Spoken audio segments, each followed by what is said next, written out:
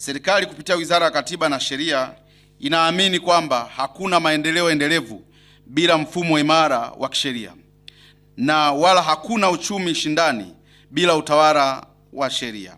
Wizara inaamini kuwa sekta ya sheria sio tu muhimili wa utawala, bali ni miundombinu isiyoonekana, yani invisible infrastructure, inayoshikilia misingi ya kiuchumi ya nchi yetu. Hivyo ninatambua kuwa ni miundombinu iweze kuwa bora, lazima iwe na uwezeshwaji ipasavyo.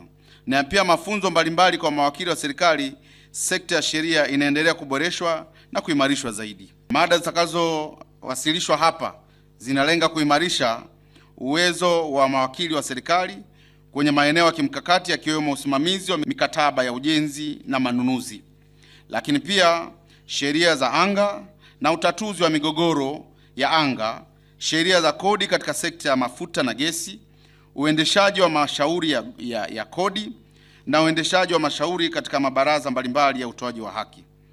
Pia niwaombe pia ni vyema tukajikita pia kwenye swala zima la PPP, kutoa mafunzo maalum kwenye masuala ya private public partnership, kwa sababu nchi yetu kwenye dira 2050 zaidi ya 78% ya utekelezaji wa dira hiyo unakwenda kutekelezwa na private sector. Kwa vyovyote vile tutakuwa na PPP katika mikataba mbalimbali. Ni vyema napo tukazingatia masuala hayo ili tuweze kujenga uchumi imara wa nchi yetu ya Tanzania.